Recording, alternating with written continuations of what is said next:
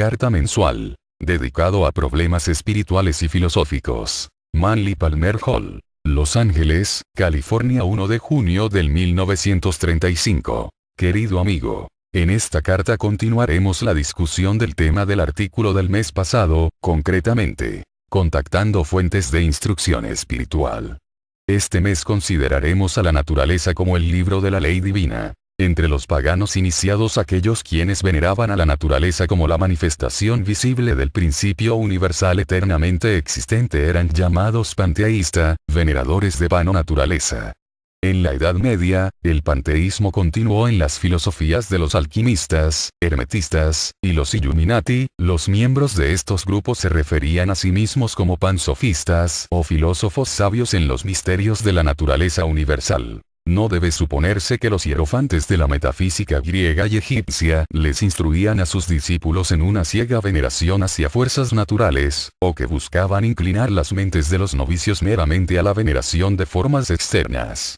El panteísmo no es la veneración de la naturaleza material, sino un esfuerzo de descubrir la verdadera naturaleza de la divinidad a través de un análisis de aquellas consecuencias materiales que constantemente fluyen del centro inescrutable del ser universal. En su visión de la magnificencia divina, Mahoma describe los innumerables velos que ocultan los rasgos de la eterna verdad. Así como es imposible para cualquier hombre contemplar a Dios cara a cara, incluso los más sabios deben conformarse con observar los innumerables velos que esconden el espléndido semblante de ser. Los paganos consideraban la divinidad como el gran arquitecto. El mismo universo material es descrito por los filósofos paganos como una de las obras más nobles del intelecto divino. Al llegar a conocer, respetar, incluso a adorar a la naturaleza, los más sabios de los antiguos declararon que ellos percibían de manera más completa esa espléndida razón que concibió el mundo y esa vasta sabiduría que todo mantiene. Paracelso de Oneim, uno de los últimos filósofos medievales, y uno de los primeros pensadores del mundo moderno, le llamaba a la naturaleza el gran libro de los misterios divinos. Durante la mayor parte de su corta vida, la cual estuvo llena de incidentes, Paracelso caminó los senderos de Europa, recolectando conocimiento del gran almacén del hecho primitivo. Uno de sus lemas era: aquel quien desee estudiar el libro de la naturaleza, deberá caminar sus páginas con sus pies. La naturaleza es el factor inalterable en lo que muchas personas sienten ser un mundo hecho por el hombre. La naturaleza es inevitable. La naturaleza es el criterio divino de todo mérito y demérito. Mediante los misteriosos procesos de la naturaleza nacemos. Mediante procesos iguales de misteriosos somos preservados y perpetuados por un cierto tiempo. Y al final, mediante estos mismos procesos misteriosos, partimos de este teatro de acción física. En cada pensamiento y acto somos completamente dependientes de la munificencia natural. Los hombres están constantemente construyendo y derrumbando las varias instituciones que juntas constituyen la pompa del imperio. Pero todos los hombres, grandes y pequeños, todas las empresas, vastas y humildes, todos los procesos, nobles e innobles, son circunscritos por un vasto diseño natural de cuyas fronteras nunca pueden ni por un instante escapar. Cuando el hombre estudia las palabras del hombre, él adquiere un cierto conocimiento de cosas pasajeras. Los libros están llenos de opiniones, y muy frecuentemente estas opiniones están limitadas en su utilidad a ciertas generaciones y décadas. La naturaleza, sin embargo, propone inevitables. El libro de la naturaleza expone principios inmutables ante los cuales toda ingeniosidad humana ha de hacer reverencia. Los hombres pueden resistir la naturaleza por un poco tiempo, pero al final la ley natural es siempre victoriosa. Para el filósofo, la naturaleza es el instrumento de una conspiración benevolente.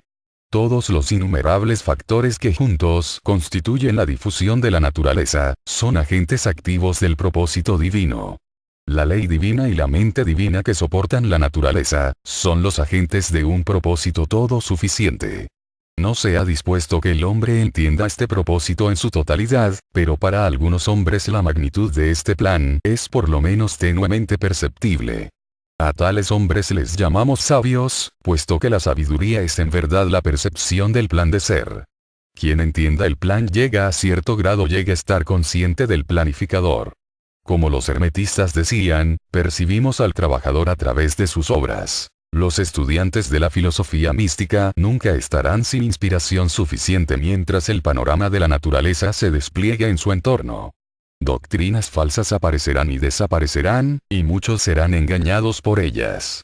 Habrán falsos dioses y falsos profetas capturando las mentes de los no informados. Habrán falsos evangelios y falsos libros para descaminar a los crédulos.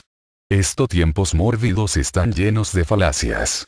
No obstante, en medio de toda esta confusión, ningún discípulo serio y sincero de las antiguas doctrinas necesita sentir que la búsqueda de la verdad es inútil. La antigua sabiduría, aunque tan frecuentemente se pervierte y oscurece, permanece evidente y alcanzable siempre y cuando la naturaleza persista. La doctrina secreta está inscrita en el cielo, los misterios más profundos de la ley universal son revelados en la estructura de la hoja, flor y semilla. Un hombre aislado en una isla desierta podría restaurar la doctrina secreta de un grano de arena, si poseyese las llaves de lograr este aparente milagro. Los egipcios veneraban la naturaleza en la forma de la diosa Isis. Ellos la representaban ocultada por numerosos velos, su cuerpo adornado con curiosos jeroglíficos. Para los griegos, ella era Core o Ceres, la madre de los misterios eleusinos. Ella era la misteriosa Diana de los efesios. Para el cristianismo ella es María, la Madre Virgen de la Encarnación mesiánica. Ella siempre es la fuente de aquel nutrimiento moral mediante el cual el bienestar del alma humana es asegurado. Es natural que el hombre pase por alto lo obvio.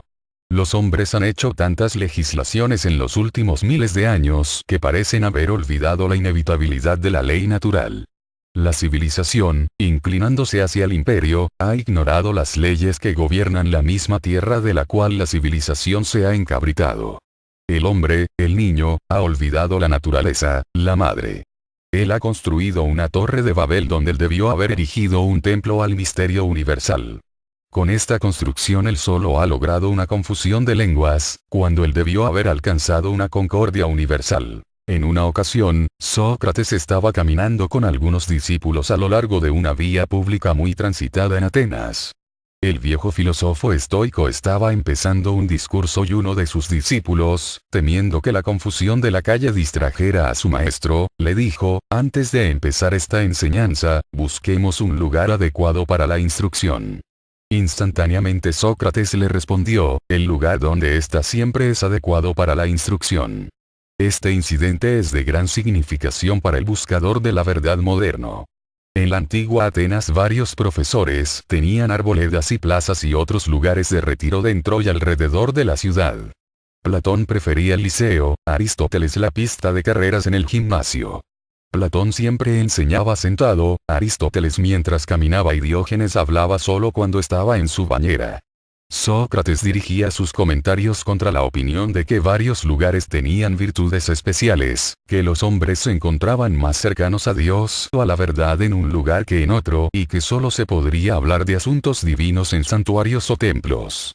Para Sócrates la filosofía era tan esencialmente un misterio interno de conciencia, que se le conoce por la declaración. Doquiera que un hombre desee saber, ese es el lugar propio para su educación. Cuando quiera que un hombre desee saber, ese es el tiempo propio para su instrucción. En el mundo moderno, el estudio de los varios departamentos de la naturaleza se ha convertido en el campo propio de la ciencia. Varias ciencias exactas han sido establecidas y desarrolladas por medio de las cuales los fenómenos son clasificados y las varias fuerzas operando a través de la naturaleza son catalogadas y examinadas. La ciencia ha acumulado un vasto cúmulo de conocimiento formal, y cualquiera con el deseo de entender las operaciones complicadas del universo material puede realizar su deseo dedicándose a una o más de las ciencias. La astronomía le revelará la mecánica de los cielos. La geología, la formación de la Tierra. La antropología, el origen y desarrollo de la raza humana. Ningún filósofo negará la significación del cúmulo de conocimiento amasado por la ciencia. La filosofía difiere de la ciencia, sin embargo, mayormente en torno a sus conclusiones que provienen de la masa de conocimiento físico acumulado. La ciencia lee el libro de la naturaleza, pero no lo entiende. Con demasiada frecuencia, profundidad en conocimiento científico inclina al ateísmo o, por lo menos, a un agnosticismo mórbido. La teoría mecanicista de la ciencia, que ve todo el proceso universal como una clase de máquina de movimiento perpetuo, es una explicación completamente insuficiente de la existencia y sus leyes. Si los científicos pudiesen solo darse cuenta que el conocimiento que ellos han acumulado no está completo por sí solo, sino que depende de las filosofías metafísicas de los antiguos para su interpretación, ellos serían rescatados de las numerosas incertidumbres que actualmente los asaltan. El misterio de la divinidad comprende tres otros misterios como aspectos de sí mismo. Dios, como naturaleza, es visiblemente manifestado a través de una diversidad de fenómenos. Dios, como pensamiento, está infinitamente difuminado como la razón en todas las cosas. Dios, como espíritu, es el poder oculto que sustenta todas las cosas como vida intrínseca. Percibimos a Dios externamente como la naturaleza, internamente como el ser, y la misma facultad con la cual percibimos es divina y actúa como mediadora entre sus propios extremos. La filosofía no es en sí misma un cúmulo de conocimiento, sino una interpretadora de conocimiento. El conocimiento realmente no es un hecho, filosóficamente hablando, hasta que su relación con el todo divino haya sido demostrada. Aquello que es percibido por los sentidos es la naturaleza. La naturaleza contemplada por la mente revela sus procesos y procedimientos. Estos, a cambio, comprendidos por el ser interno, se convierten en sabiduría. Ningún verdadero e iluminado sistema de filosofía jamás se alejará de las leyes de la naturaleza. Los antiguos filósofos describían el vasto cuerpo de la naturaleza soportado por una intrincada estructura de leyes. En Tíbet, los lamas dicen que la creación material es sostenida por una base de dos relámpagos cruzados. Estos relámpagos simbolizan las agencias dinámicas del proceso cósmico. Los egipcios consideraban los planetas como seres divinos, puntos focales de energía cósmica y ley universal. Siguiendo su teoría astrofilosófica, podemos asociar planetas y leyes según el siguiente orden. 1. Neptuno. Periodicidad. La existencia está dividida en ciclos y subciclos medidos por las recurrencias de ciertos fenómenos celestiales. Neptuno como el planeta con movimiento de menor velocidad y que requiere la mayor cantidad de tiempo para completar su revolución, se convirtió emblemático del estándar de todo retorno cíclico y periódico. Como los antiguos lo expresaban, todas las cosas tienen principio, sus estados más centrados y final. En la India, los ciclos cósmicos de tiempo en los cuales los mundos, continentes, razas e imperios tienen sus auges y decadencias, son denominados kalpas y yugas. Por los griegos son llamados edades. Todo el proceso creativo es soportado por un armazón de tiempo y factores de duración inconcebibles. 2. Urano. Alternación. A través de todo el procedimiento universal la ley de alternación está constantemente actuando. Todas las naturalezas pasan de un extremo a otro y en el transcurso de esta oscilación semejante a la de un péndulo, pasan por numerosas complejidades de experiencias. Mediante la alternación de los polos de la Tierra, todas las partes de la superficie de este planeta está pasando por una constante modificación climática. Por medio de la alternación de sexo en la reencarnación, el alma humana se balancea gradualmente de un ciclo de experiencia a otro. Cada condición que surge en la sociedad engendra su opuesto. Cada intemperancia inclina hacia una opuesta intemperancia. La existencia es un péndulo siempre oscilante, balanceándose con el flujo y reflujo de la marea cósmica. 3. Saturno. Causa y efecto. En los misterios, Cronos o Saturno era considerado el más cruel e implacable de las divinidades, devorador de sus propios hijos. Él representa la inmutabilidad del plan cósmico y de ninguna manera es esta inmutabilidad más evidente que en la ley de causa y efecto, de la cual no puede haber ninguna clase de desviación, una ley sin excepción, compromiso o modificación. Todo lo que el hombre siembre, eso segará, dicen las escrituras cristianas. El efecto sigue la causa como la rueda del carro sigue las pezuñas del buey, dicen los cánones del budismo. Sin embargo, esta ley aunque aparenta ser tan severa, es en verdad la más bondadosa y justa de los edictos, puesto que asegura que el bien, así como el mal, que el hombre se gane, inevitablemente vendrá hacia él. 4. Júpiter. Evolución. La ley de la evolución puede ser definida como la expansión de naturalezas desde su interior hacia lo externo. Júpiter era el dios del crecimiento y la expansión. La evolución es despliegue. Es la externalización de divinidad interna. Es Dios creciendo a través de formas y causando que estas formas incrementen sus propias dimensiones con el fin de que sean adecuadas para la verdad creciendo dentro de ellas. Cada forma en la naturaleza está evolucionando y mediante la evolución, está retornando otra vez a su propia fuente, la infinita perfección dentro de la cual fue originalmente individualizada. La evolución es el proceso de convertirse cada vez más suficiente a la necesidad de esa energía que reside dentro de la forma en evolución. 5. Marte. Karma. La ley del karma en algunos aspectos ha de ser diferenciada de causa y efecto. Causa y efecto de la manera que es gobernada por Saturno, es enteramente impersonal, es decir, trasciende el valor moral.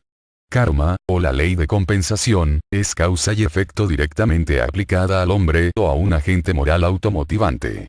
El karma se manifiesta con el desarrollo de la mente consciente. La naturaleza nunca elige hacer el mal porque está completamente regida por ley. El hombre poseyendo el poder de elegir aquello que es incorrecto, de ese modo crea karma que toma la forma de causa y efecto como un medio de castigo o retribución. Por consiguiente, Marte se convierte en el demonio, castigando las fechorías. La ley de causa y efecto de Saturno no infiere ningún elemento de castigo, meramente el inevitable flujo y reflujo. 6. Sol. Reencarnación. El nacimiento anual del Sol, su muerte y resurrección, lo convierte en el símbolo propio del ego luminoso del hombre que migra de cuerpo a cuerpo en el misterio de la reencarnación. El renacer es la ley de la evolución aplicada al ser dentro del hombre, que, sobreviviendo la desintegración de la forma física, construye mansiones más nobles y continúa viviendo a lo largo de las edades en nuevos cuerpos adecuados a sus necesidades. 7. Venus. Armonía y ritmo. La naturaleza, en el logro de sus fines inevitables, se mueve gloriosa y directamente, nunca por un momento se desvía de la certeza de su curso. Las causas fluyen hacia sus efectos con majestuosidad y belleza, y todos los procesos de la naturaleza poseen gracia y ritmo armonioso. Los antiguos, por consiguiente, declararon que la manera de la naturaleza es el estándar absoluto de la belleza, todas las criaturas deberían cultivar armonía y ritmo como atributos de la naturaleza divina. 8. Mercurio. Equilibrio. En los antiguos libros de los cabalistas, está escrito que todas las fuerzas desequilibradas perecen en la vacuidad. El desequilibrio conduce a la destrucción. El equilibrio a plomo conserva recursos y logra permanencia. Mercurio como la mente es el reconciliador de opuestos. Aquel que logra el balance, logra el poder. El equilibrio es la base inamovible sobre la cual construir una estructura perdurable de pensamiento y acción. Todos los extremos han de ser superados. El equilibrio es la inmortalidad. 9. La luna. Generación. Todos los egos entrando en el universo físico han de obedecer la ley de generación. Todas las formas materiales son creadas según los patrones y principios peculiares a lo que Platón le denominó la esfera generativa. En esta etapa de la evolución la ley de generación infiere que todos los cuerpos han de ser construidos según una ley o patrón. Esta es la célebre 47ª proposición de Euclides. El hombre en sí, llamado en la China la criatura del cielo y la tierra, es la progenie del primer par de opuestos, el espíritu y la materia. 10. La tierra. En las antiguas filosofías la tierra no tenía ley peculiar pero era el laboratorio en el cual las 9 leyes se manifestaban en infinitas combinaciones. El universo material es verdaderamente la encarnación de la ley. Las leyes de la naturaleza son los impulsos residentes en el intelecto divino, manifestándose como los movedores de átomos y constructores de mundos. Cuando el estudiante comprenda el significado místico de estas leyes, él habrá establecido su filosofía sobre una base permanente y suficiente. Suyo muy sinceramente, Manly Palmer Hall.